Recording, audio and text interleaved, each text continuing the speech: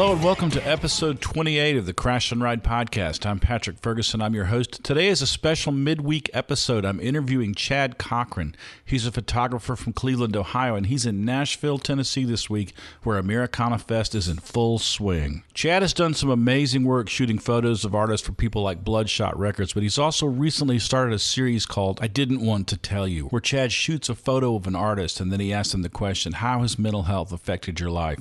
And then when they write him an answer, he superimposes the text over the photo. You can see it in the wellness issue of No Depression from this last quarter, which is available for back order on their website. But there's a strong possibility of a gallery show in the future, and I even suggested maybe you should put this in a book, man. We talked about that a lot in the interview. If this is your first episode of Crash and Ride is a long-form interview podcast where I talk to musicians who've survived anxiety, depression, drug addiction, and abuse. Artists share their survival stories, their coping skills, and their experience, strength, and hope, and hopefully people who are out there still struggling can come here and get a little strength. Normally, episodes come out every Saturday night at midnight. This is a special episode. It's going to come out midday Monday of Americana Fest, but that's just, because I wanted to make sure Chad had as much exposure as he could get while he's in Nashville. I'm a working musician. I play drums for the band 5/8 from Athens, Georgia. I also play drums for the high-energy rock band from Tokyo, Japan, Pinky Doodle Poodle. And I also play drums with Mike Mills from REM and his side project, the Mike Mills Concerto Project. We've got a short tour coming up with Chuck Leavell from the Rolling Stones and the Allman Brothers. Here are those dates. September 29th, we're playing the Atlanta Symphony Hall in Atlanta, Georgia. October 2nd, we're playing the Lyric Theater in Birmingham, Alabama. October 4th, we're playing the Lucas Theater for the Arts in Savannah, Georgia. And October 5th, we're playing the Miller Theater in Augusta, Georgia. If you want to contact the show, just send an email to crashandride@protonmail.com. That's crashandride@protonmail.com. Thanks to everyone who's reached out via email or social media lately. It's been great to hear from you. And thanks to our new Patreon subscribers. We get by on a combination of Patreon subscriptions and announcements like this. Crash and Ride is brought to you in part by Greer Amplification. Greer Amps builds the best boutique effects pedals available. If you're looking for an overdrive, boost, fuzz, compressor, tremolo that is rugged, road-tested, and at home, on stage, in the studio, or in your living room, Greer has a pedal for you. Nick and his staff strive to build the best products around with the best tone you've ever heard. They believe in their products and they stand behind them too, backing each one up with a lifetime warranty to the original owner. Each Greer Amps product is hand-built in Athens, Georgia, USA. Go to www.greeramps.com or visit your favorite music retailer today. Crash and Ride is also brought to you in part by Jittery Joe's, a local coffee roaster based in Athens, Georgia. They have an espresso blend named after the podcast. You can get Crash and Ride espresso beans in cans at their retail locations, or you can get it in drinks at Hendershot's Coffee, a musician-owned and operated coffee house here in Athens, Georgia, run by a guy called Seth. Seth is a great drummer and a super guy, and he runs a great coffee shop. We're going to do a live episode of Crash and Ride at Hendershot's this fall. I know I've been a little cagey about the dates, but everything sort of hinges around this Mike Mills rehearsal and tour schedule I've got coming up. But once that's all sorted out, we're going to do a live taping of a Crash and Ride episode at Hendershot's where I talk to Bob Sleppy, the director of Nucci Space. Nucci Space is a lot of things. It's a nonprofit based in Athens, Georgia, and what they mainly do, their main mission is they provide referrals for musicians in crisis to mental health counselors, and they subsidize those visits. Many Athens musicians that I've known, including myself, have walked into Nucci Space and said, I'm in a bad place and I need to talk to someone. And you fill out a form and they make a referral and they subsidize your visit. Last time it happened to me and I didn't have any health insurance, I walked into Nucci Space and I got referred to a counselor, and it was subsidized so that I only paid like $10 or $15 a visit. You can find them on the web at nuci.org, or you can call 706-227-1515. If you live in and around Athens and you want to support Nucci Space, you can always book time in their rehearsal studio, or you can swing by there and check out their ongoing used gear garage sale. I'm sitting here as I record this looking at a Universal Audio EQ that I got from them for ridiculously cheap money. That used gear is donated to Nucci Space. They clean it up, fix it up, tighten it up, and push it out the door for cheap prices, and they take that money and apply it towards helping musicians in crisis. And finally, if you're someone who's fortunate enough to have some tax liability you want to offset, Nucci's is a 501c3 nonprofit, and anything you donate to them is tax deductible. So call them, 706-227-1515, or go to nucci.org. That's nuci.org.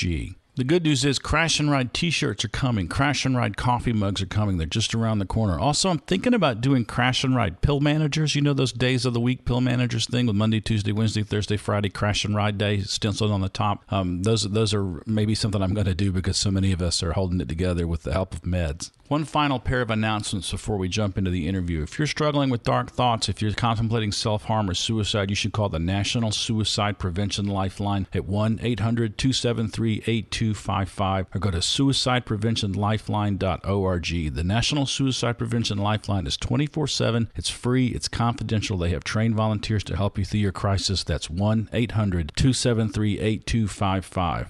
If you're a trans person struggling with anxiety, depression, dysphoria, you want a peer to talk to, call the Trans Lifeline's peer support line at 1-877-565-8860 or go to translifeline.org. You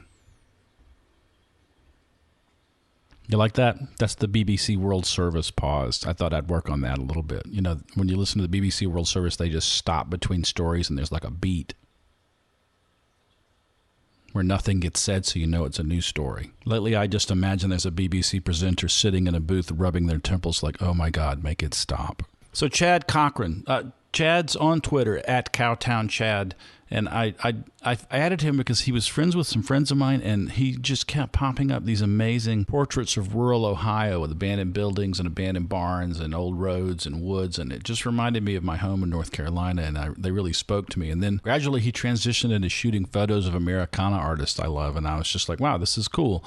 And then someone introduced us via social media, and I realized he was going to Americana Fest this week, and I was like, let's do this now and let's get this out so people at Americana Fest know you're there. So we did a Skype interview. I do some of those. They're not my favorite. A lot of my recent interviews have been Skype interviews, but I think this one sounds a little better than usual, and I think it came out pretty good. If you're in Nashville for Americana Fest this week, swing by the Baby Robot Media booth and say hi to Chad and shake his hand. Otherwise, check him out on social media. He's at CowtownChad on Twitter. He's on Facebook. He's on Instagram. Also, just up the street from the Rock Block in Nashville, over there by Vanderbilt, there's a restaurant called Rotiers. We talk about it a little bit in the interview, but it is such a slice of old Nashville, and it is such a piece of Americana that I just can't imagine going to Americana Fest and not going in there for a cheeseburger. This is not a paid announcement. Rotiers is a place I've been going since the 90s, and it's a place I love. And man, you should check it out because, you know, Nashville is changing and old things are vanishing, and that whole block just keeps getting taller and more expensive, and I just don't know how long old Nashville can hold out against new Nashville.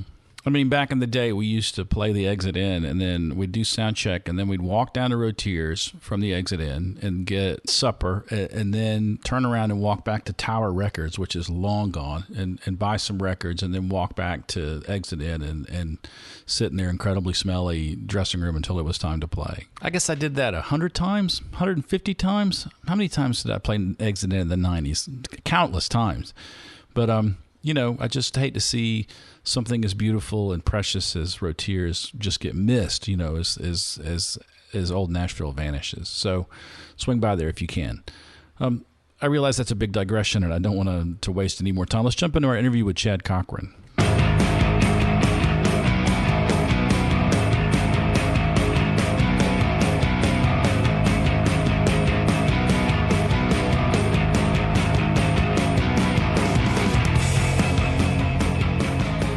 All right, this morning I'm talking to Chad Cochran, a rock and roll photographer from Cleveland, Ohio.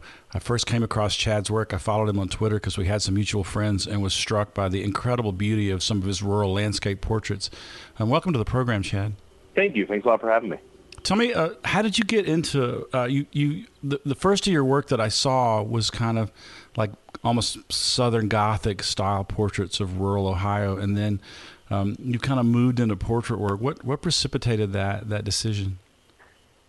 Yeah, so I started. Probably, I'm kind of a late bloomer. I didn't get a camera until I was 40 years old. I'm 47 now, so my air quote photography career has been recent and pretty quick.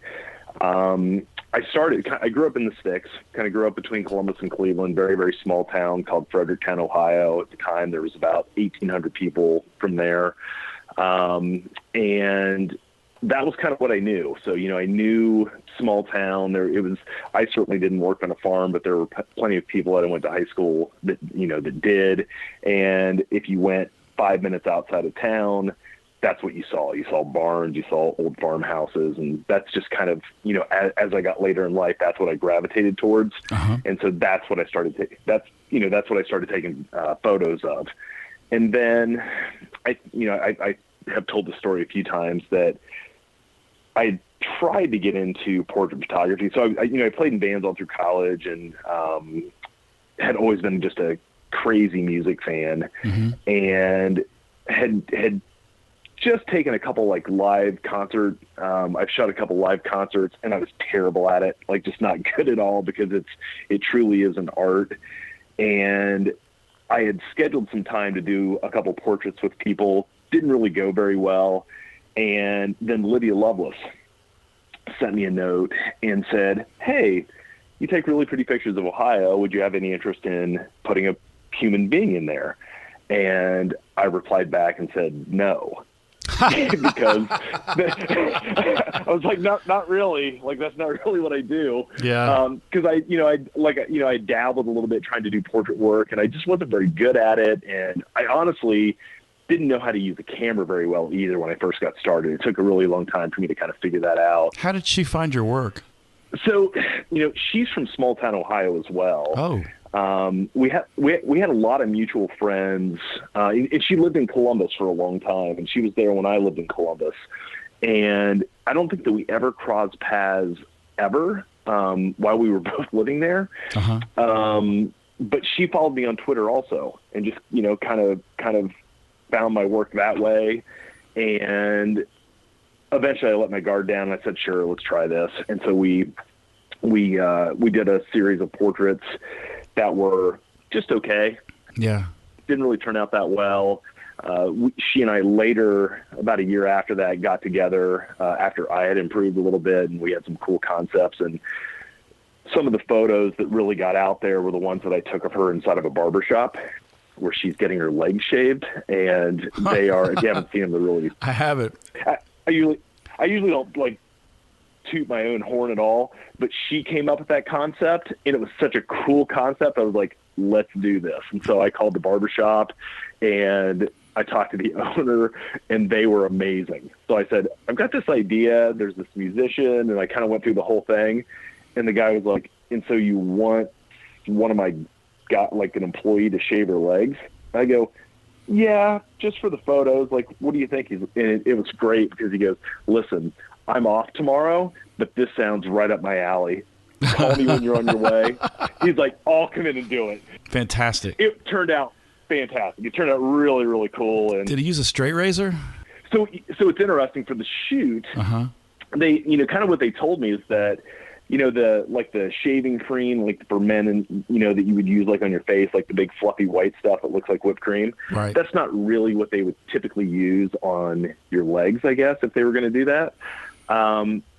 But for the aesthetic, that's what they use. They put shaving cream on there, and then what he ended up doing, just for everyone's safety and liability, he took the blade out of the razor for the shoot. Yeah. But you could never tell. Like, he's kind of like just would drag it up her leg, and it was fantastic. It turned out it was one of the probably the best conceptual shoot I've done in a long time. So you could probably find that, like, if you Googled Lydia Lovelace and did an image search, that's probably one of the images that's going to come up, I guess.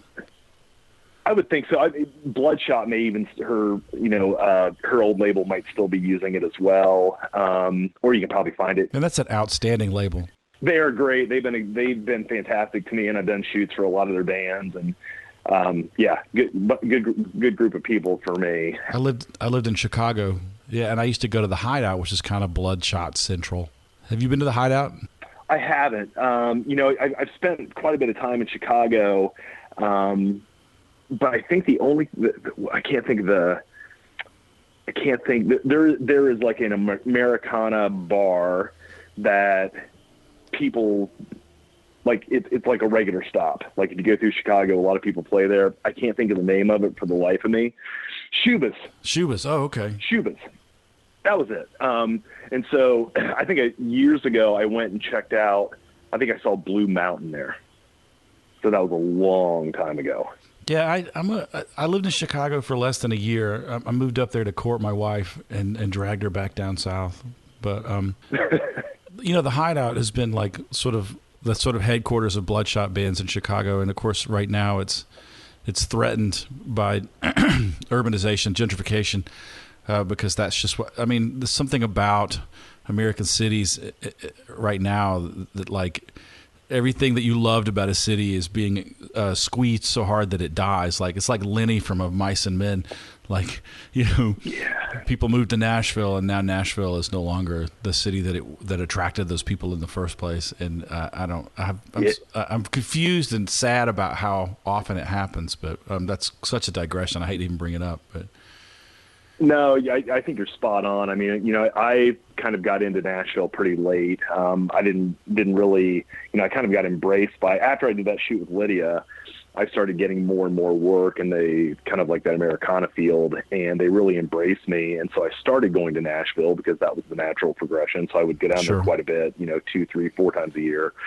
And it's amazing, just even over the last 5 years, watching how Nashville has just completely changed, especially, you know, the downtown area, the Gulch area, East Nashville. You know, a lot of my friends, and musicians that I've become friends with that live in that area, you know, you know, my social media feed is alive with stories about, you know, seeing stuff getting taken down. And I know probably one of the biggest ones that will be really unique this year heading back to Americana Fest is the Fond Object. You know, the old record store is not there anymore. And they used to do these just kick-ass shows behind there. And, you know, it's now going to be condos. So, yeah, I mean, down there to the exit in, there's this restaurant called Rotiers that I've been going to for 20-something years. And it's such a slice of old Nashville. It's been open since probably the 40s, maybe longer. And it's alleged that the Jimmy Buffett song Cheeseburger in Paradise was actually written about Rotiers. Although, oh wow, I would, you know, don't hold that against it. They're not responsible for Jimmy Buffett. But what's happened at the Rock Block, you know, that strip where exit in, and there's a really cool music store across the street, and 2 doors up from that, there's like an old school soda fountain, like where you can go and like get a cheeseburger. And, all right. But I was in Rotiers with Patrick Nahoda, who I did an interview with a few months ago. Because I was like, you've never been to Rotiers? Because I can't believe people don't go there every day, because it's an amazing burger and it's cheap, and it just feels like you're stepping back into a Chris Christopherson album cover when you walk in there. And they've shortened the hours, and there was like a skeleton crew in there, and you could tell it's just on its last legs. Like, because that whole block is just being bought up, like, and they're putting up it's just so frustrating. You know, I don't want to spend our entire interview like whining about gentrification. we could do a whole. We probably could do a separate one on that. Yeah, but I feel like that's an element of your work. This kind of mournful portrait of the past. This is the early work that I saw, this sort of rural landscape photos that sort of caught my attention. I clearly caught Lydia's attention. There's a kind of, like, just seeing these pictures of these old overgrown barns or houses that have been abandoned, like, it sets my mind and heart both racing in different directions at the same time. Like, I have all these questions about, like, what is the value of progress if it causes us to abandon the things that we cherish and love? Like, somebody worked 40, 50 hours a week to pay for that house that's now like full of raccoons and kudzu. Yeah.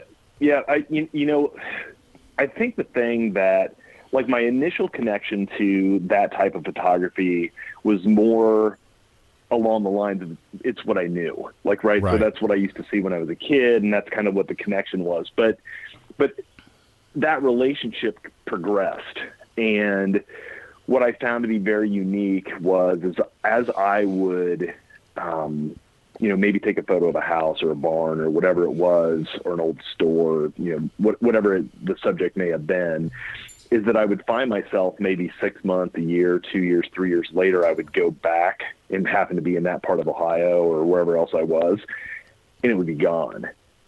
And I was like, oh, you know, maybe there's a deeper connection to this. You know, I don't want to call myself like a documentarian, but there's certainly some documentation that's happening, especially when so many of these properties vanish and go away. Right. And that's definitely been kind of like a different not really a different focus, but more of like a different realization that I've had as this has progressed. And that's kind of been, what I've done. To see them disappear is incredibly sad.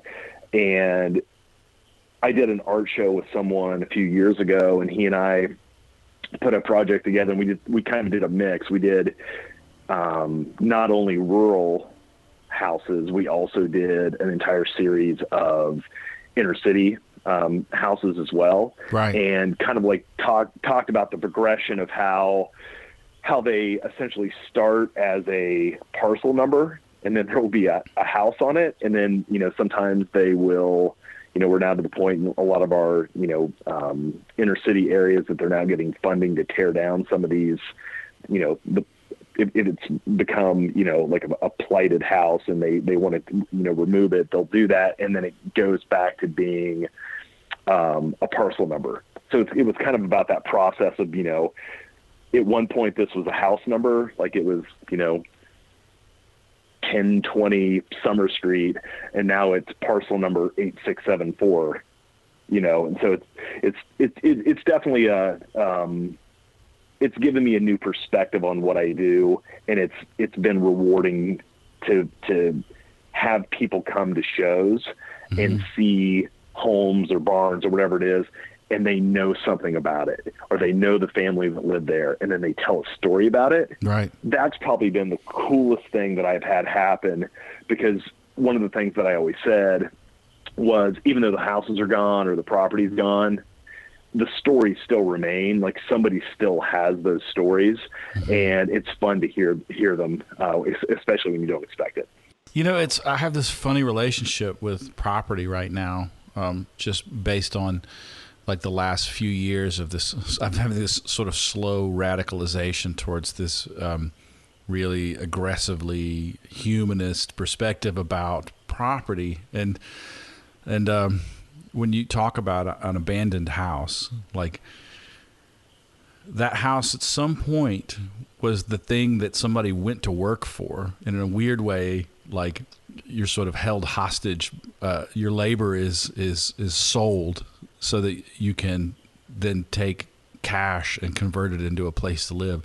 And then when you examine these old properties, like, one of my favorite things in the world is stone steps that have been worn away. Like, because imagine the amount of force and time and like grit it takes to wear down a marble or stone step. And like, yeah, it's like 100 years of people going up and down the stairs. And, every day that somebody went up those stairs at the end of the day from work, like, they carried the burdens of that work and the joy of being home, like 100,000 times that they went up the stairs, and then they left, and the next morning they went down the stairs again to go back to work. And to see a property that's got that, or any number of other signs of life and love, and like a human family was there, and to now see it like overgrown to me is this. I have a lot of emotions about it, and I think that's what sort of grabbed me about your work initially, was that, like, for people who, if you want to see Chad's work, like, it's all at Cowtown Chad on Twitter. Or not all of it, but that's sort of a gateway. And then in the Twitter bio for Chad's Twitter account, you can get a link to his portfolio site. And I highly recommend going to check it out. I love that you carry that same sort of wistful nostalgia forward into these human portraits, though. Like, you've definitely got an aesthetic. Yeah, thanks. Portrait work is one of those things that I feel like I'm just kind of getting the hang of. It's whatever the adage is that you need to do something for, what is it, 2,000 hours or something before you get proficient at it. It's 10,000. 10,000. All right. The Malcolm Gladwell number, is 10,000 hours. Yeah. So 10,000 hours. I'm probably nowhere near that, but I feel like that's the that's the direction I'm trying to take.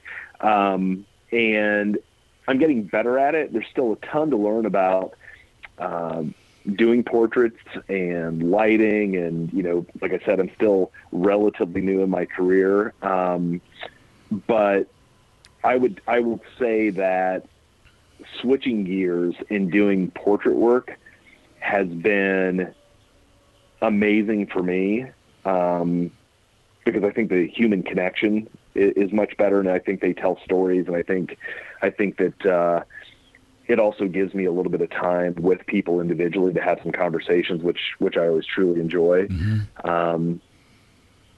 But it also has kind of led to other things like, the I Didn't Want to Tell You series. And so let's talk about that. Sure. When did the I Didn't Want to Tell You series start? And tell me a little bit more about like where the name came from and all that. Yeah. So I had done some portrait work, but it was not done very well. Like, I think maybe I had done Lydia's and maybe BJ Barham from American Aquarium and maybe Caleb Cottle at that point. I think maybe those are the three people I had photographed.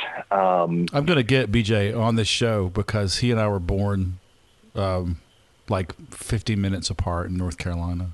Oh, that's awesome. Yeah. And they're doing their crowdfunding right now for a new record. So I'm excited to see how that goes. But I ended up being, I don't even know what it was, 2014, 2015. I didn't know Americana Fest existed. And somebody had posted about it maybe on Facebook or something like that. And at that point, I was like, oh, this kind of seems right up my alley. Let me check this out. And I told my wife about it, and it was maybe like on a Thursday that I read about it. And my wife goes, well, you should just go to Nashville and check it out. And I'm like, no, it's happening. It's happening right now. She's like, okay, we'll book a room and drive to Nashville. You can certainly figure that out. Outstanding. So I did. I hopped in my car, drove 7 hours. I was living in Columbus, Ohio at the time. Drove down to Nashville and stayed out by Opryland, I think. So I wasn't very close to downtown, but went to some shows. Like at that point, I just went to the shows that you didn't need wristbands or really need to be part of the Americana Fest, like the badge carrier for those, and talked to some people, and kind of like back to what you initially asked me is like, where did the concept for the idea come from? I kind of finished formulating the idea during that trip, but what I had noticed is when I started doing work with musicians, a lot of their stories had some, I don't want to say tragedy, but I would say commonalities when I was having conversations with them where, some of them had dealt with some type of childhood trauma. Some of them had dealt with alcoholism, drug addiction, whatever else it was. And so at the time, when I was in Nashville, I came up with this concept, and I had decided to call it I Didn't Want to Tell You. And the reason that I went with that name initially was the premise of the story was going to be I would do a portrait of someone, and then they would tell a story that they either had never told anybody or had only told like a very small circle of friends. And what I found out is over the next 2 or 3 years, as I contacted magazines and publications in different outlets about doing a series like that, is that what I felt was an amazing idea and, an opportunity to talk about people's struggles is that it completely fell flat on its face. It went nowhere. Really? And I mean, I was like, it was like one of those moments where you're like, this is it. This is a great idea. I feel really strong about this. I had shared it with a couple people, and they were like, yeah, you got to do this. This is exactly what needs to be done. And then I would float it to some of my friends, and they would be like, yeah, I don't think I'm ready to do that. Or that doesn't really sound like something I'd be interested in. And I was like, what am I doing wrong here? Yeah. And so after essentially 3 years of failures, I came up with a different idea because, even 4 or 5 years ago, I think talking about mental health was not nearly as open as it is today. And I still don't think it's fantastic today, but I do believe that it's better today than it was even a year ago. And I think people are more forthcoming, and there's more, more people are speaking more freely about it. So it's kind of that strength in numbers thing. But even like 4 or 5 years ago, that really wasn't happening very much. I think it's important to sort of contextualize that in the atmosphere of Nashville, because Nashville's Americana scene is now redefining Americana on its own terms in a very sort of punk rock ethic about like this is my music and me, warts and all. But 5 years ago, you were still sort of living in a Nashville that had sort of rules and standards that had been set down by the incredibly conservative music industry of the 50s and 60s that carried right up through the early 2000s. Like, don't talk about your shortcomings. Don't talk about your feelings. It's going to make you less marketable. Absolutely. Yeah, I think that's incredibly important to point out. Yeah. But then what ended up happening was about a year ago, I was like, well, I'm going to change the phrase. I'm going to change the way that I'm approaching this. Mm-hmm. And the way that I changed it was, I went to somebody and I said, okay, I'd like you to participate in this project I'm doing. I would do a portrait of you. And then you would tell me about how mental health has played a role in your life. It's interesting. It seems like such a less direct question. Yeah, well, because I think it takes that secretive, like, because that was kind of like my initial approach, is that I wanted it to be kind of like this secretive. I haven't ever told anybody this. It would be like almost a huge, bombshell or coming out. And that was the wrong approach. Like, that just wasn't the right way to do it. And so what I did is, when I changed it to tell me how mental health has played a role in your life, what that then does is provides the person different avenues to tell the story. They can either tell a story about them, like maybe how mental health has played a role in their life. They might talk about a parent. They might talk about a friend. And once I did that, it was like it was like I cracked the code. It was like, finding the ark. It was just changing that small, the phraseology around that, just that small change completely changed. And people were like, yeah, I'd absolutely love to participate in your project. So that's been a huge help. Do you know the Vigilantes of Love song, A Certain Slant of Light? I don't. One of the third verse is, tell me your deep, dark secret. Yeah, and I'll tell you mine. Oh, is that your deep, dark secret? Oh, well, never mind. Oh, that's great. Isn't that amazing? But I think that's a great line. When you say to someone, like, what is the secret you've never told anyone? They're going to be like, why would I start now? Like, why am I going to let that cat out of the bag? But I think asking them a little more indirectly, like, how's mental health affected your life, like, allows them to kind of release these dark things in their hearts in a controlled environment, like that you haven't like immediately said, here, open a vein for me. Like, it's more of a right. And there's still people that I truly hold dearly to my heart and love them sincerely, who still, even with this, have said, I'm not quite ready. Yeah. I think what you're doing is fantastic. I think it's important. I encourage you to keep doing it. I'm not sure I'm ready to tell my story yet. And that is an absolutely perfect response and an acceptable response, and I can appreciate all of those as well. There were three people I had in mind when I started this podcast about anxiety, depression, and mental illness. Two of whom are just people I love dearly, who've really struggled the last few years, and I just I wanted to help them feel like part of a larger community in a very indirect way. And one of whom I thought, this guy's story is so heroic and so good and so powerful that if I can get him to tell it, like, it's going to save some lives. And then I got this up and running. I got some good microphones. I had a plan. I had a goal. And I went to him and I said, I really want to interview you for my podcast. And he said, no, I'm not doing that, man. Yeah, all I will say to that is that I feel that's incredibly relatable. So there are plenty of people that I think would be ideal for this project who are not quite interested, either not interested or are not willing or not ready to do that. I think all three of those. and I have to appreciate those people, and I have to appreciate their stance and value the friendship and openness. My rule about this podcast is I only ask somebody one time to be on it, and if they say yes, let's do it, then we start a conversation. If they say no, I never ask again. And if they don't answer at all, I take that as a no, because not everybody's ready to like sit in front of a microphone and talk about what's happened to them. It's a lot to ask. I agree. I am not quite. You have a much lighter approach than I do. In addition to doing photography, either for the good or the bad, I've spent my entire career in sales. So being told no is just part of my day. I hear no a lot. I hear no a lot more than I hear yes. Yeah.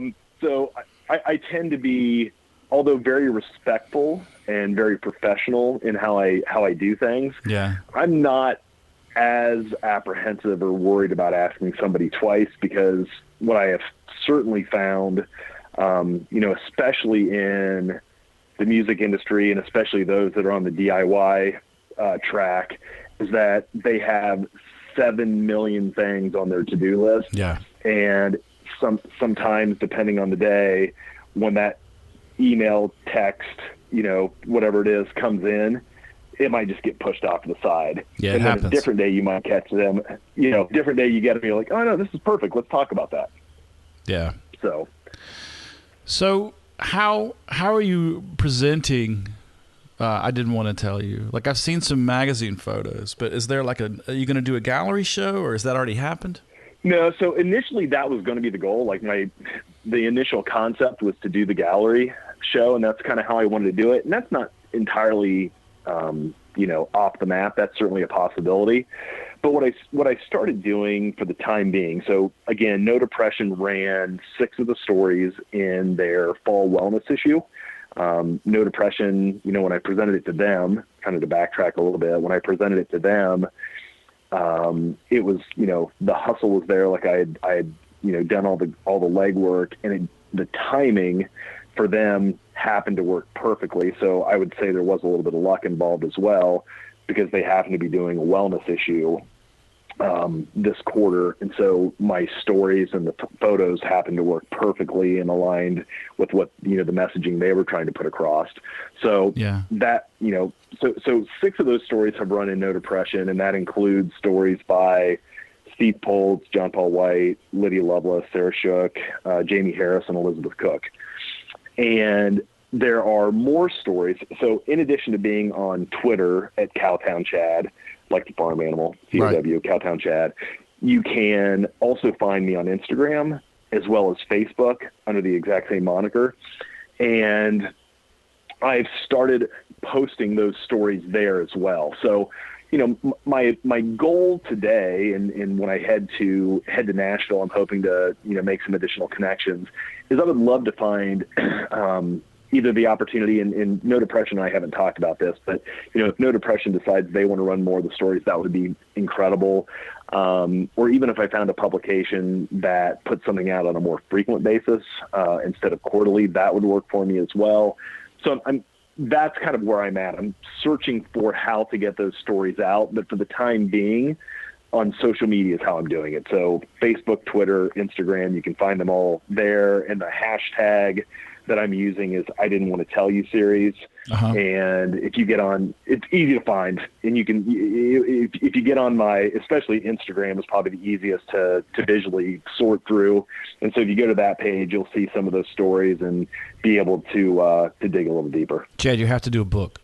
So what's interesting is I've been incredibly fortunate to have so many just incredibly kind people provide help to me unsolicited.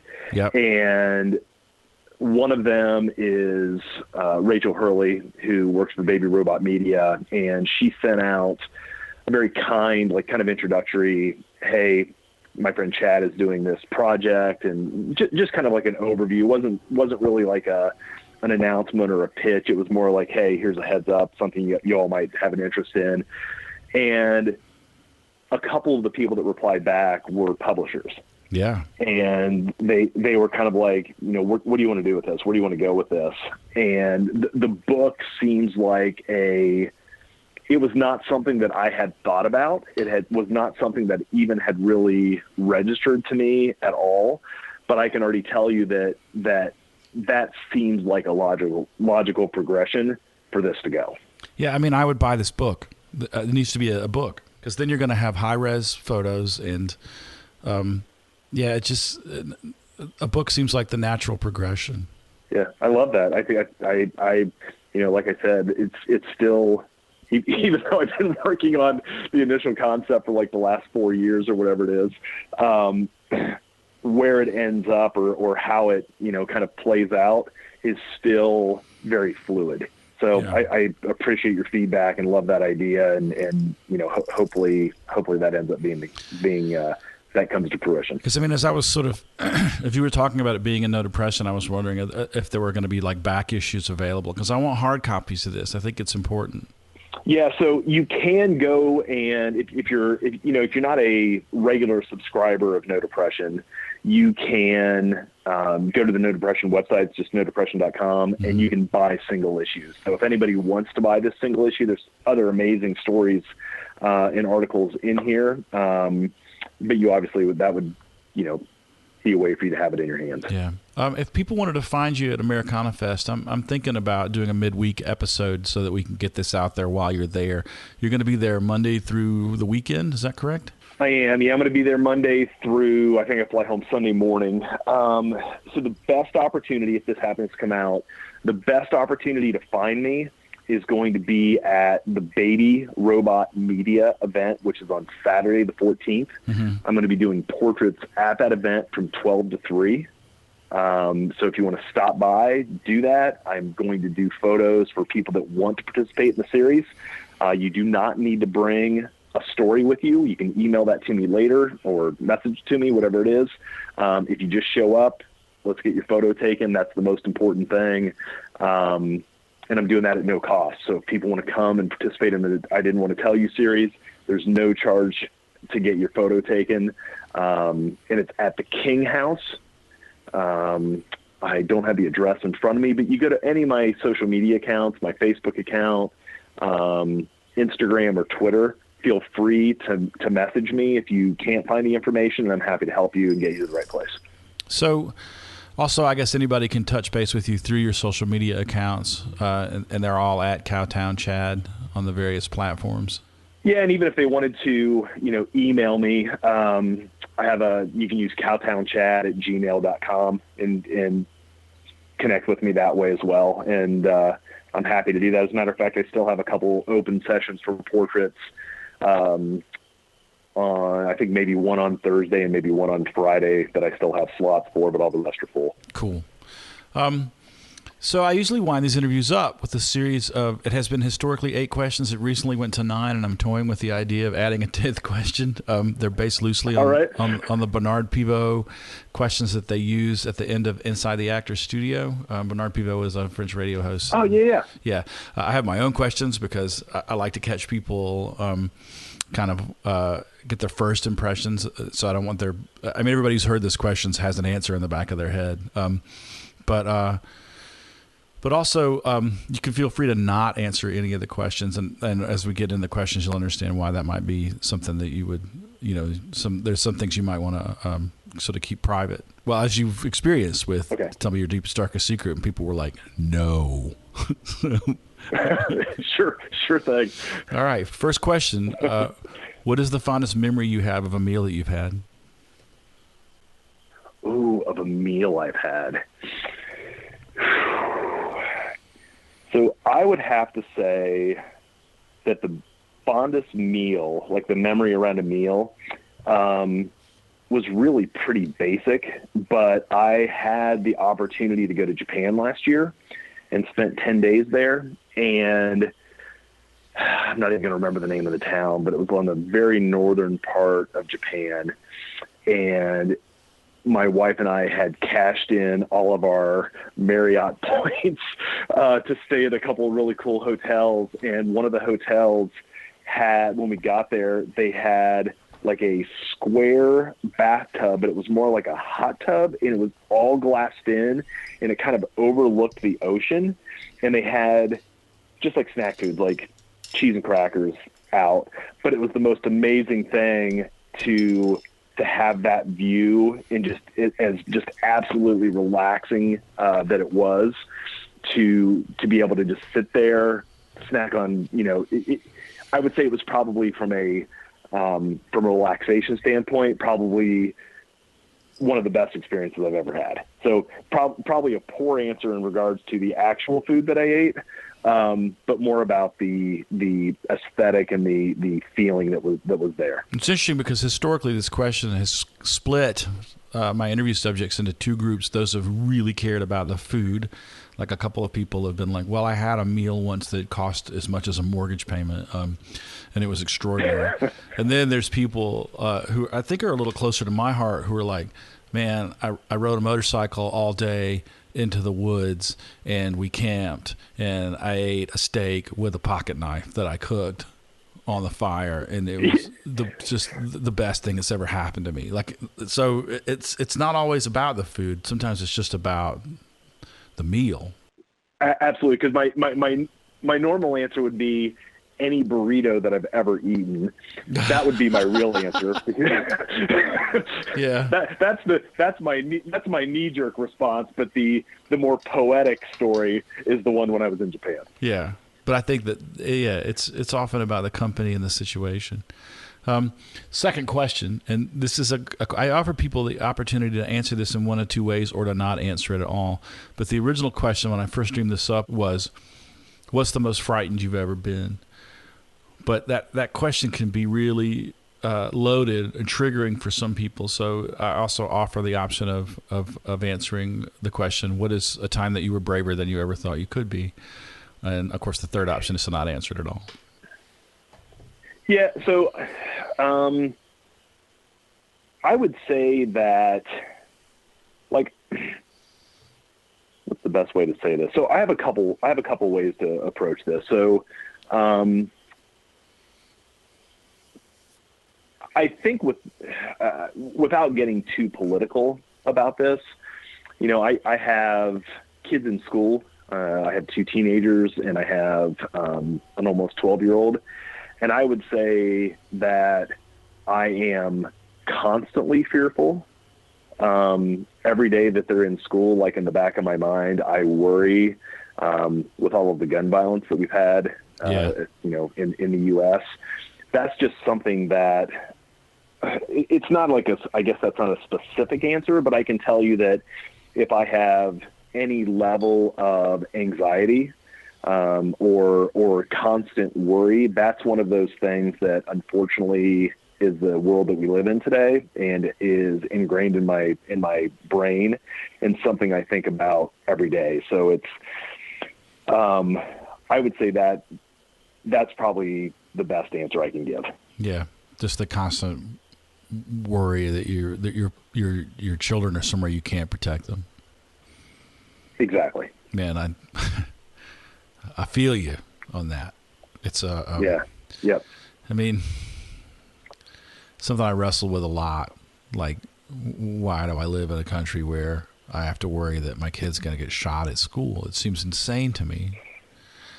But yeah, and I, not to go down the rabbit hole here, but I grew up in a really small town. I grew up around guns. I grew up with, my dad probably had a couple handguns in his drawer and guns in the gun cabinet, and I never thought twice about any of it. Mm-hmm.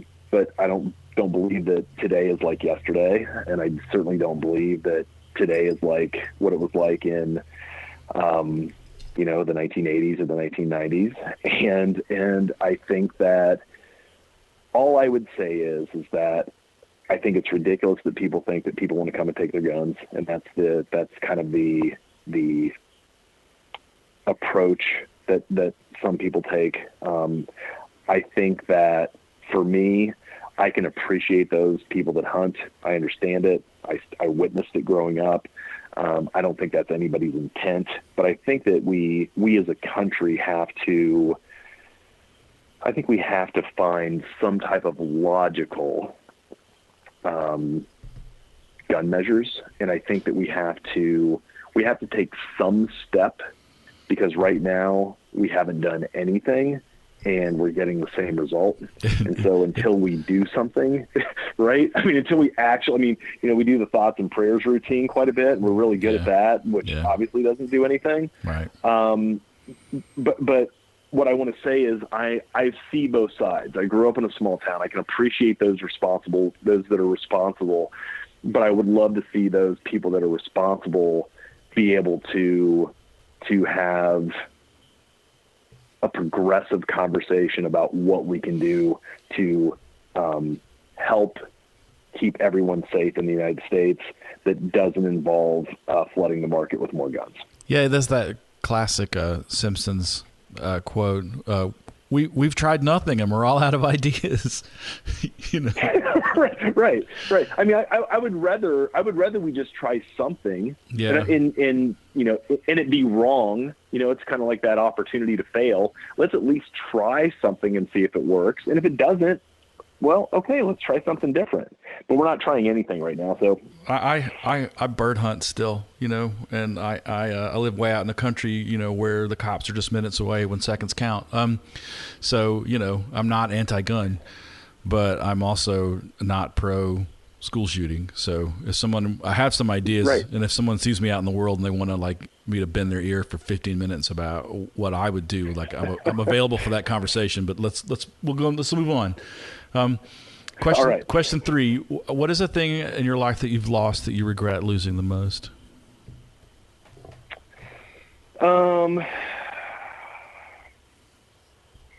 I'd probably say my dad. And part of the I Didn't Want to Tell You series, part of the reason that kind of surfaced to the top was I was also dealing with my father, who in the 80s had a couple back surgeries and became an opioid addict. Oh boy. And I didn't really know what that meant. I grew up in a small town. I was really pretty, just didn't have any of that information. And I think it was maybe my sophomore year of college. I came home freshman or sophomore year, and my stepmother, who was just one of the sweetest people in the world, kind of let me know what was going on. And, maybe had even used the word drug addict, and I could not have been more confused. I was like, well, drug addict? What do you mean? What are drugs? Right. I knew, at that point I was like, I know of marijuana, but everything else I had seen was what I had seen on a TV show or a movie, or right. an after school special. It's something that happens over there. Yeah, it was, it was like, oh, those are the things that happen in big cities like Los Angeles and New York, right. Things that you have no relationship to. And so I dealt with that, and they actually divorced after, I think, about 25 years of marriage, and I'm the only child. So I spent a good part of my life in that role reversal where I became the parent Yep. and he was the child. Yep. And did everything I could in my power to kind of get him better, from, taking him to rehab to,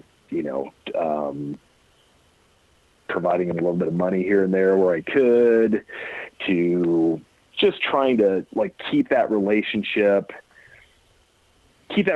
going, but also, I'm very open about this. I also was very distant with him intentionally to kind of shield myself, from those years of trying to trying to help him and see it not really working. Yeah. And then I lost him about 3 years ago. And so what happened?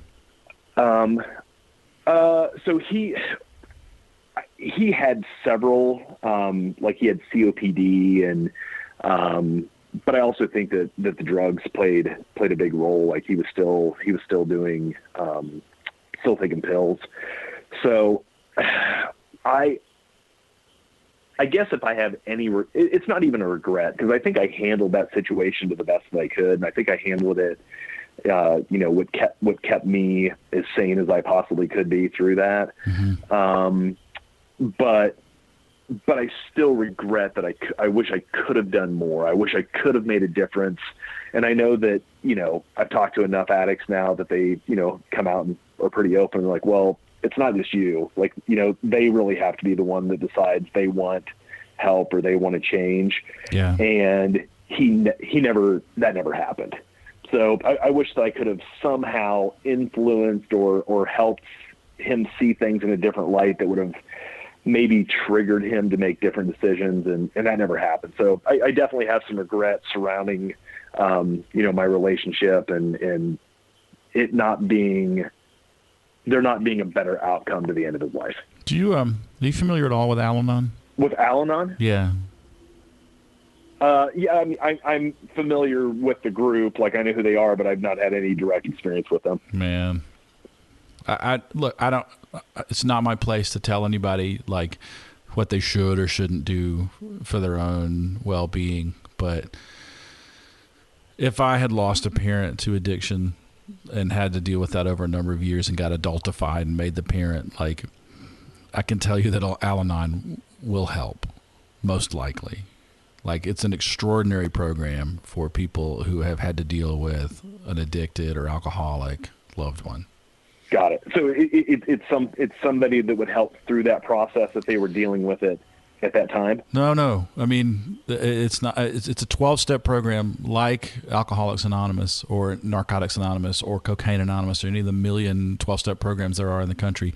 Sure. But it's specifically for helping people just right the ship, like to get yourself back to a point where you're not like living with the wounds that are inflicted either in the present tense, if you're living with an alcoholic person, like several people I know who have been Al-Anon members, or if you're still trying to sort of put some demons to rest after having been through what you've been through. Like, there are anonymous meetings that they, it's the whole thing is I can say that I was at a meeting, but I can never say that I saw anybody else at a meeting because that's the fundamental principle of the program is that it's a secret. And or it's anonymous. It's not a secret, but and people go in there and they get stuff off their chest and they're given a framework to process the grief. Like I said, of either the person that they're dealing with right now or someone that they loved who's no longer with them, and sort of like get through it and heal some of that pain. Yeah.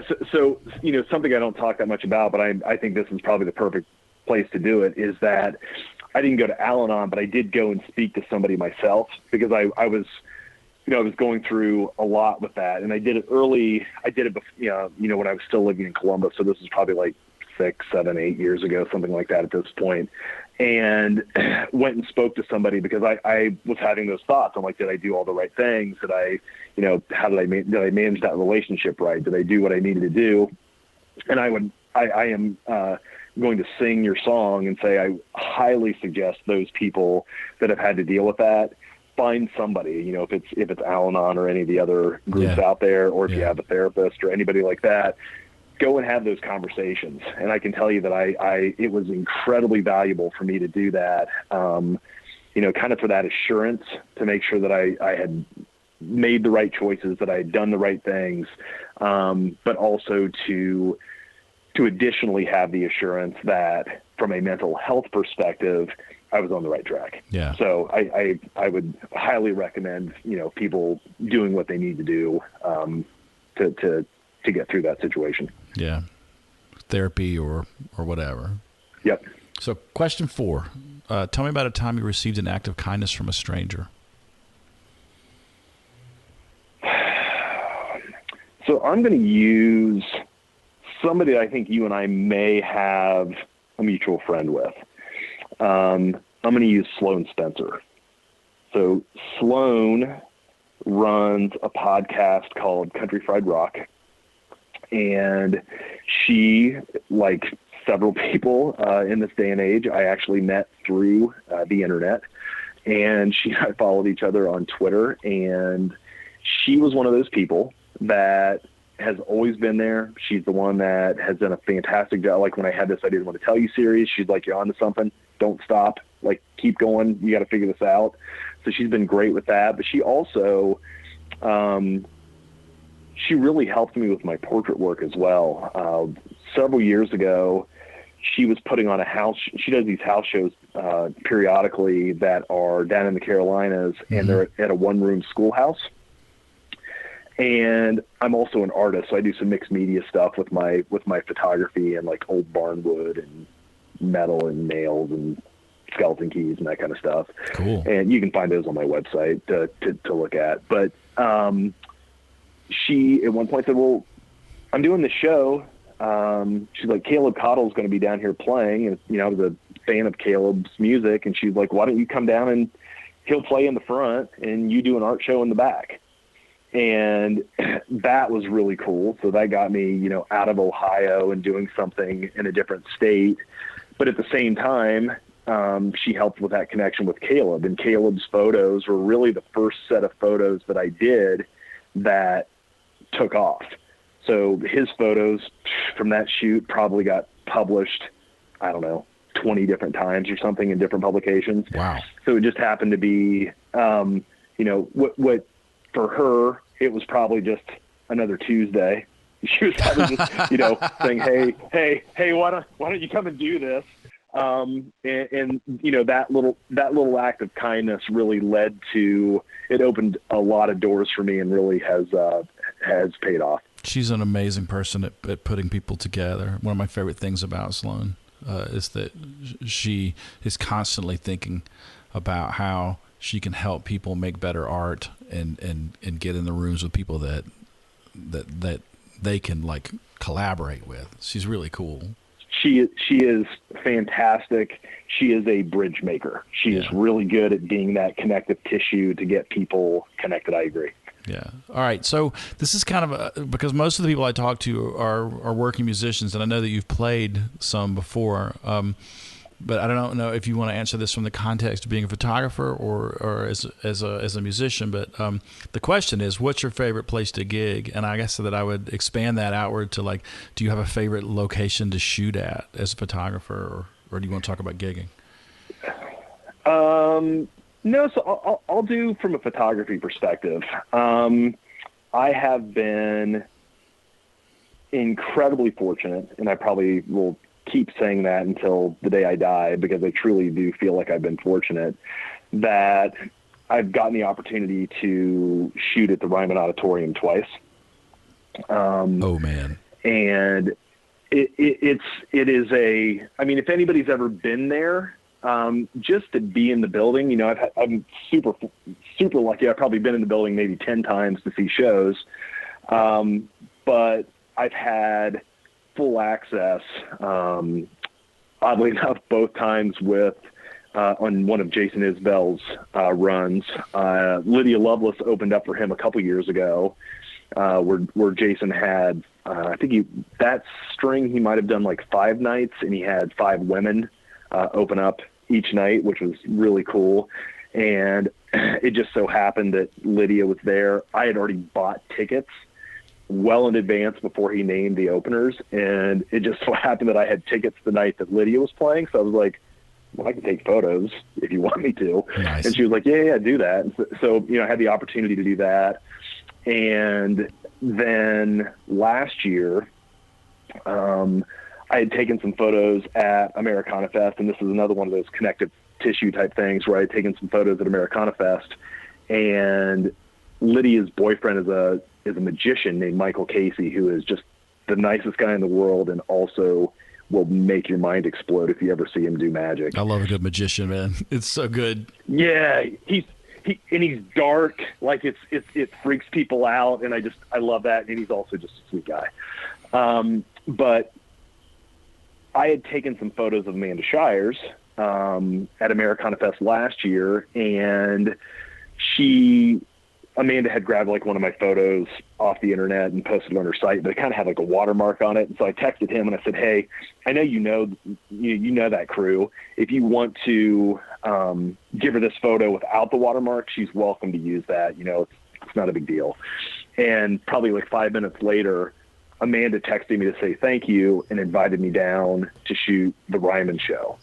So she was playing with Jason in the 400 unit for that show. So I've been very, very lucky and fortunate that I've had a couple years where I've gotten to be kind of a fly on the wall and get to take photos during those, which are already infamous runs that Jason does every year. Yeah, I've never played the Ryman. It's one of my dreams. I don't know who I would ever get there with. Like, none of the bands I play with currently are really Ryman material, but the Opry and the Ryman all figure really prominently in the cultural life of my family, just because they were rural people in North Carolina who listened to country radio and listened to the Opry on Sundays, and it's a thing, man. It's a dream.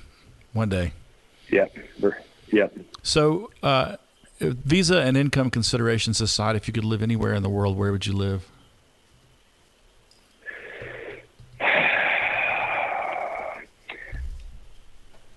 So, my knee-jerk reaction would be someplace in Hawaii. I've been over there a few times, and it's such a magical place. And then I think of things like La Jolla, down by San Diego, or is another one of those just phenomenal places. But I think the older I get, I don't know that that's as important to me. My dream is to, I would like to live within driving distance to Nashville. So my wife and I, we have one child that we're waiting for. Once she graduates, our ongoing joke is we said that your friends will be able to find our house because your graduation party balloons will be tied to the for sale sign in the front yard. And so we've talked about going to Nashville, and we've also talked about even the Muscle Shoals area in Alabama, because I have a lot of friends that live there, and maybe living on the river. So my goal is I would love to be able to live like in a cabin, have a lot of, a little bit of property, but yet still be within driving distance to locations that I'm going to do photography in. Yeah. So this is a very music centric question, but I think that it might apply in this situation about your cameras. But I often ask musicians, do you have a perfect musical instrument? And if so, do you own it? And I guess, do you have a perfect camera? So here's the thing. I think at this point, if you have a really nice digital camera, DSLR, I don't know that there's a drastic difference moving from one to the other. There's certainly some benefits and features that you can get spending more money. But for me, I think that if I could find do the perfect camera, so the perfect camera would be probably going in the exact opposite direction. I would like to shoot more film. Mm-hmm. I don't really do that. But I would like to really kind of embrace that a little bit more. But I think if I could do anything, I would love to be able to do tintype photos. Wow. I think that's really what I would absolutely love to do, but it's one of those things that I know next to nothing about.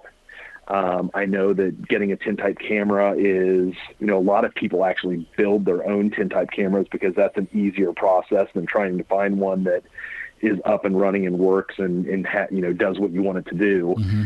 But I think if I could do anything, that's the direction I would go. I think that that sort of sepia toned emulsion that you see on tintype stuff would be really good for Americana photos. It would be phenomenal. And there's some people out there doing just incredible work that I'm big fans of that do tintype stuff. But it's still there's so few people doing it that I still think there's an opportunity there. So I fully agree. There's a guy who shoots tintype or, box camera photos of Indy races, like open wheel race car. And I follow him on Instagram. I'll try to find a link and put it in the show notes and send it to you because they're really cool. Yeah, I'd love to see it. Because I'd love to see it. You have these long exposures because you don't have the sort of convex concentration of light blasting against this piece of film. You've got this solar power this only goes as fast as photons go, man. So, and he's shooting these cars that are going 200 plus miles an hour, and it ends up being almost like watercolor or something. It's really amazing. Oh, that's cool. Is there a camera that you've sold that you wish you could get back or that was stolen from you? No. I guess I've been really lucky that that I've not done that. Maybe it's because maybe that's still to come. Like I'm still so, still relatively new that I'm taking the approach like, kind of what I did with musical instruments is that you play something really crappy and then you make a little bit of money and then you trade that in and then you get a better one and then you get into that perpetual cycle. Mm-hmm. And that's kind of where I'm at with cameras right now. So no, nothing that I've sold that I've gotten rid of. I have any regrets whatsoever. And I've even intentionally kept, even though it wasn't super nice, I've intentionally kept my very first camera just to have it. I was going to ask about that camera. You said you got your first camera at 40, right? Yep. What camera was that? It was like a Canon Rebel, like EOS. So it would be like, my wife bought it for me, not really knowing if I was going to do anything with photography. It was more of a, hey, here's an idea. You like to take pictures. Why don't you use this camera and go get out of the house for a little bit and see what you come up with.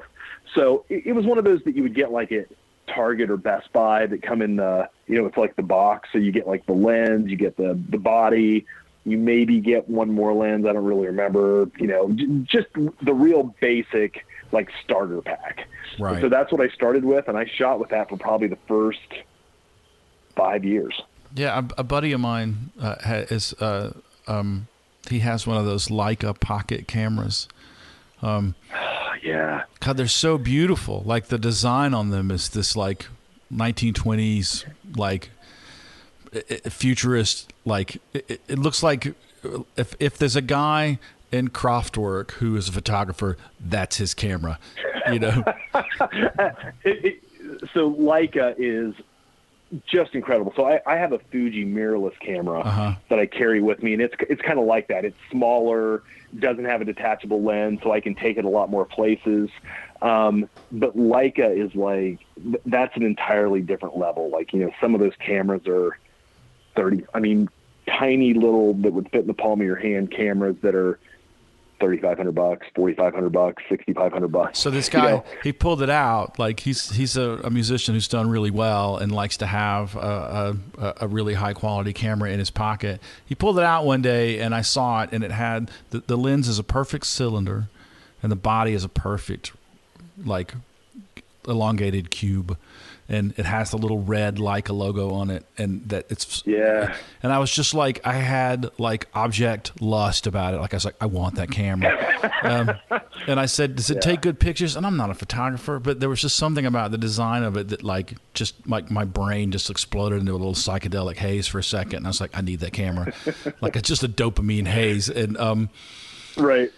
And he said, "Oh yeah, I really love this thing. I just got it like a year ago, and I use it all the time." And I was like mentally like I'm trying to burn into my memory exactly what it looks like, so when I get home, I can look it up on the internet and grab one. I get home and I get on, like I Google it and was just like, oh, I can't afford that camera. My car didn't cost as much as that camera, so it was a real heartbreaker. Yeah. Yeah, it's those cameras are absolutely gorgeous. I'm in the exact same boat. Like, I love the way that their photos look. I just can't mentally get myself to spend that kind of money. So,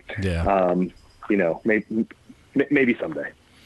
So, this is the newest question, and it's kind of silly, but I was driving home from a gig the other night, very late, and my bass player was in the passenger seat, and I was tired, and I saw a light in the sky, and for a second, and I don't believe in UFOs, but there was a moment where my brain was like, I don't know what that is. And I thought, am I about to see a UFO? Like, And I thought, well, no one better than like Dan, the bass player and 5'8", to see this with, because he's going to have the same sense of wonder about it as me. And it made me think, man, who would I want to see a UFO with? So if you were driving in a car in the middle of the night and you saw a UFO, who would you want to be in the passenger seat?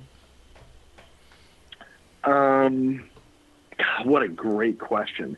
And I'm trying to think, would I want somebody that I know that it would be almost as fun watching their mind explode, like the event would be as much about them being blown away by it versus actually seeing it. But I think if I could do it, I would like to have somebody like Neil deGrasse Tyson with me, who, from a scientific standpoint, could like walk me through what's actually happening. That's really I think interesting. I would want somebody analytical. Yeah, I think I would want someone informed. Yeah. Yeah, I think I'm trying to think, how would I not completely lose my shit if I saw that? The only way I can think is that I would need someone to go, here's what's happening. This is what you're actually seeing, right, and kind of walk me through it from a scientific perspective. That I could probably stomach it a little bit easier. Yeah, well, the thing that Dan and I saw was a cell phone tower, so I didn't need much explaining once I figured out what it was. Excellent. So last question. If you can imagine a taxi that's not constrained in any way by time or geographical space, and could go anywhere at any time, and you got into the taxi and said to the driver, hey, man, take me home. Where is that taxi going to take you?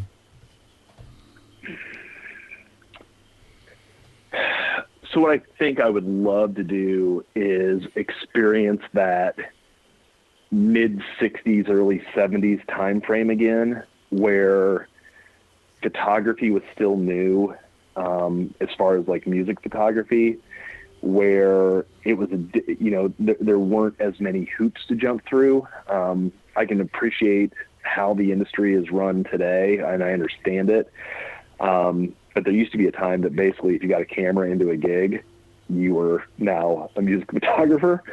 And I think that, to be able to see bands like, early Springsteen or Queen or Bowie or Zeppelin or, Pink Floyd, any of those, I'm probably skipping like 10 of the bands I also love, but like to be able to be there and just kind of like see that moment. I have on my wife's side, she has aunts and uncles who like went to Woodstock, and I feel like every time I'm with them, I'm like, tell me another Woodstock story. Like, I want to know, like, tell me more about it. Tell me what it was like.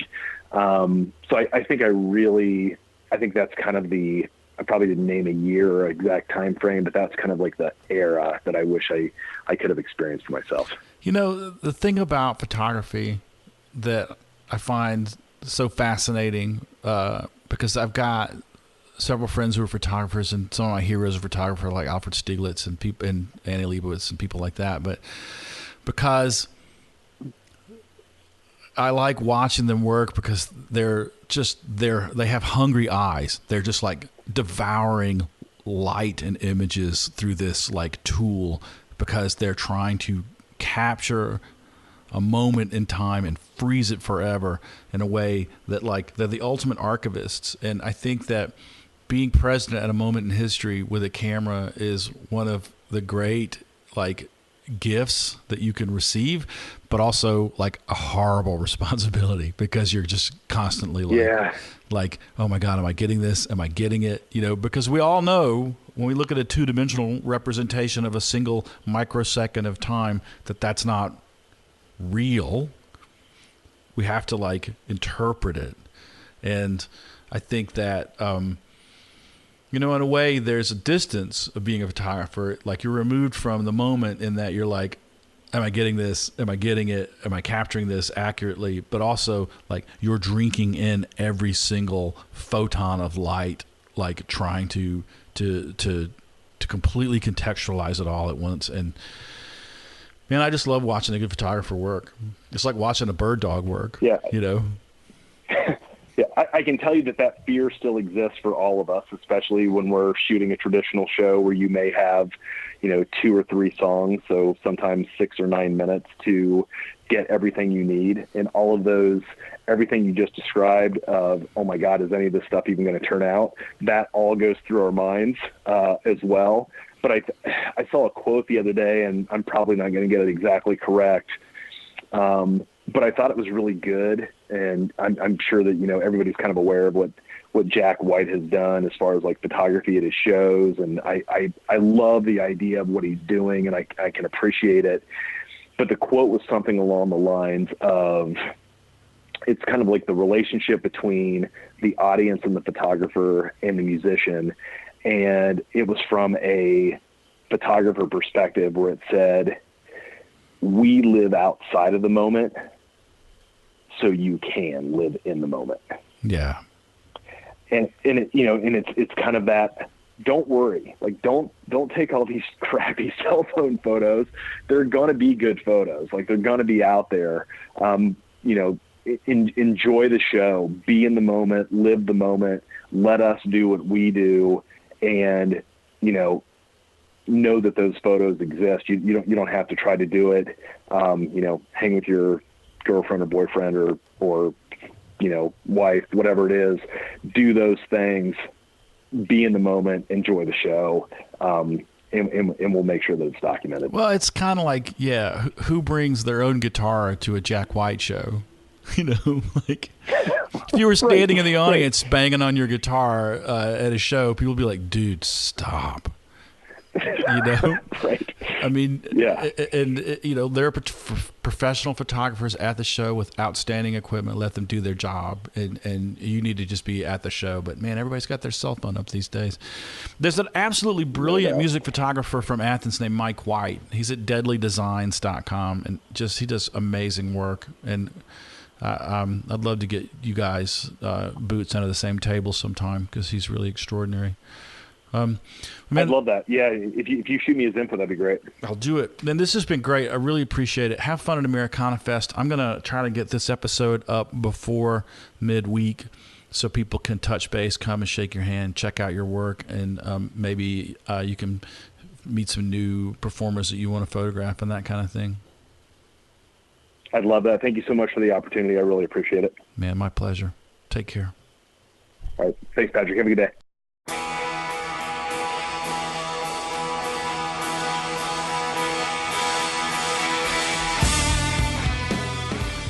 All right, man. What a solid guy. I like that guy a lot, man. And he does really amazing photographs. You should definitely check out his social media at Cowtown Chad on Twitter. Check him out on Instagram. Check him out on Facebook. He's really, he's got a website too, and it's cowtownchad.com. We talked for almost an hour, and it never occurred to me to ask him where Cowtown was. I assume Cowtown is Cleveland. Why wouldn't it? But Cowtown? Cleveland? Wouldn't Cowtown be somewhere in West Texas? Next time I speak to him, I'm going to find out. Remember, if you're in crisis and you need to talk to someone, you're contemplating self-harm, call the National Suicide Prevention Lifeline at 1-800-273-8255. Call them 24/7. It's free. It's confidential. They have trained volunteers to help you through your crisis. That's 1-800-273-8255, or go to suicidepreventionlifeline.org. If you're a trans person experiencing anxiety or depression and you need a peer to talk to, call the Trans Lifeline's peer support line at 1-877-565-8860, or go to translifeline.org. I couldn't do this show if I didn't talk to my friend Jake Kreger at least once a week. He gives me show notes every week. He talks to me about ways to make the show better, and he's just a wonderful guy. Thanks, Jake. Thanks to Jittery Joe's. Thanks to Greer Amplification. Thanks to Gene Wolfolk and the Powder Room for the music we use in the intro, the bumper, and the outro of every show. That music is from the Powder Room's album Curtains, which is available on Bandcamp. Search for the Powder Room Athens Bandcamp, and you'll go right there. You should buy that record. It's really great. I'm on the Powder Room's second record, which is called Lucky, but you should buy Curtains and Lucky, but definitely buy Curtains. I'm hoping to have Gene on the show sometime in the future, so keep an ear out for that. Thanks also to Heil Microphones. Heil gave me a great deal on a pair of PR40s, and they're the reason the show sounds so good now. I guess that's about it for this week. Hey, until we talk again, take care of yourself. Be kind to yourself. Ask for help if you need it. Go see live music. Support your favorite band. And remember, loud guitars save lives.